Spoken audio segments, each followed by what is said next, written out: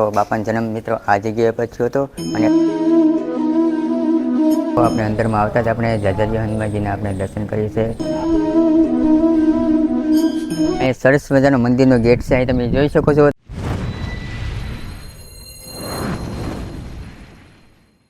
તો હાલ મિત્રો આપણે જવાનું છે જ્યાં બાપા સીતારામનો જન્મ થયો હતો અને હાલ ઝાંઝરિયા હનુમાનજીનું પણ મંદિર આવેલું છે. તો ચાલો જઈએ. તો સૌપ્રથમ તો બધાને જય બાપા સીતારામ. તો મિત્રો અત્યારે હું અહીંયા આવ્યો છું મિત્રો આધેવાડા ગામ છે, ભાવનગર જિલ્લાનું મિત્રો આધેવાડા ગામ છે અને ભાવનગરથી આશરે 7 કિલોમીટરનું આ મિત્રો ગામ છે. મિત્રો તો ચાલો સૌ સાથે મળીને તમને હું આધેવાડા ગામનો સંપૂર્ણ ઇતિહાસ તમને બતાવું મિત્રો. અને ચાલો તો જે બાપા સીતારામ જન્મસ્થળ છે એ હું તમને બતાવવાનું છે. ચાલો બના રહીજો ફૂલ વિડીયોમાં. તો આપણે અહીંયા આવતા જ આપણે મેવાશ્રી નદીના કિનારે આપણે ઝાઝરિયા હનુમાનજી મહારાજનો મિત્રો અહીંયા સરસ મજાનો મંદિરનો ગેટ છે, અહીં તમે જોઈ શકો છો. તો મિત્રો તો ચાલો આપણે અંદર જઈ અને અંદર કેવી કેવી વ્યવસ્થા છે મિત્રો એ પણ આપણે તમને બતાવું, અને બાપા સીતારામનું જન્મસ્થળ પણ છે એ પણ હું તમને બતાવું. તો ચાલો અંદર આપણે જઈએ મિત્રો. પરિસરમાં અંદર આવીએ તો મિત્રો તો તમને હાલમાં તમે મારી પાસે તમે જોઈ શકો છો ઝાંઝરિયા હનુમાનજીનું મંદિર છે મિત્રો.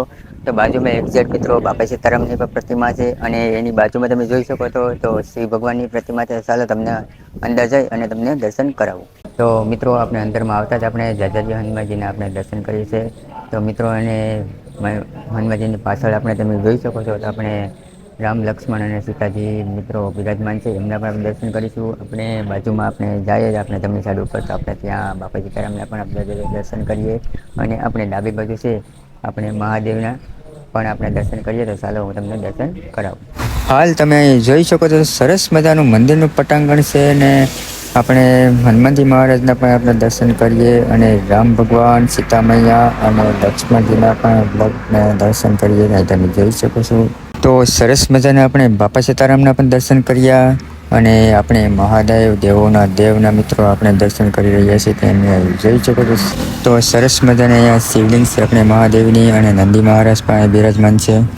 આ બાપા સીતારામનું જન્મસ્થળ છે, અહીં તમે જોઈ શકો છો મિત્રો. તો બાપાનો જન્મ મિત્રો આ જગ્યાએ પર થયો હતો અને અત્યારે મિત્રો હાલમાં તમે જોઈ શકો તો રેનોવેશનનું કામ અહીંયા અત્યારે ચાલુ છે. તમે એ પણ તમને બતાવું. તમે અહીંયા જોઈ શકો છો તો રેનોવેશનનું પણ અહીંયા કામ ચાલુ છે. તો હાલ તમે અહીંયા જોઈ શકો છો તો મંદિરનું સરસ મજાનું પટાંગણ છે. અહીંયા તમારે પ્રસાદી રૂપે તમને નારિયેળ મળી જશે. પછી હનુમાનજીને ચડાવવા માટે જે માળા હોય આપણે તે પણ તમને મળી જશે મિત્રો.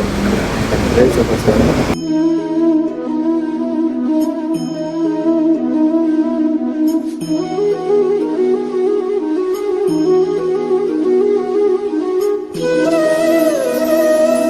બાપા સીતારામ મજામાં ભાઈ. બાપા સામ સીતારામ છે અહીંયા છે, બાપાનું જન્મસ્થળ છે ઝાંઝરિયા મંદિર, બરાબર. બાજુમાં ગામ અધેવાડા આવેલું છે ને આના ટ્રસ્ટી મેન અજીતભાઈ ગોહિલ અધેવાડા વાળા છે. પછી હવે વ્યવસ્થાની વાત કરીએ, ઉદાહરણ તરીકે અહીંયા કોઈ વ્યક્તિ આવે છે તો એને શું શું વ્યવસ્થા મળી રહી? અહીંયા દર શનિવારે ચા પાણીની વ્યવસ્થા મળે છે. પછી બધો સવારે નાસ્તો હોય, પાપડી, ચા, ગાંઠિયા એ બધું વગેરે વગેરે અહીંયા આવ્યા કરે છે. અને જમવાની વ્યવસ્થા? જમવાનું એ સવારે પ્રસાદી હોય, ચા પાણી ને પાપડી, ગાંઠિયા, પ્રસાદી રાતના 12 સુધી હોય. અહીંયા કોઈ વસ્તુ અહીંયા લાવે અહીં બધું કાઉન્ટરે પીરસી દેશે. અને બીજા નંબરમાં કે અહીંયા કોઈ આવ્યું છે તો એને એક રાત કે રોકાવું છે તો વ્યવસ્થા થઈ? હા, વ્યવસ્થા અહીંયા મળી રહેશે. એને ઉતારો મળી રહે, જમવા કરાવવાનું, પીવાનું, નાવા ધોવાની બધી વ્યવસ્થા અહીં મળી રહે. સરસ ભાઈ.